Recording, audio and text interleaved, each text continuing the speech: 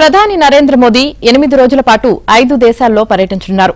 ఇవాళ భారత్ నుంచి ప్రధాని విదేశీ పర్యటనకు బయలుదేరి వెళ్తారు. Ghana, Trinidad and Tobago, Argentina, Brazil, నమీబియాల్లో మోదీ పర్యటిస్తారు. బ్రిక్స్ శిఖరాగ్ర సమావేశాల్లో పాల్గొనేందుకు బ్రెజిల్ వెళ్తున్న మోదీ గ్లోబల్ సౌత్లోని పలు కీలక దేశాలతో భారత్ సంబంధాలను విస్తరించడమే లక్ష్యంగా తన పర్యటన కొనసాగించనున్నారు.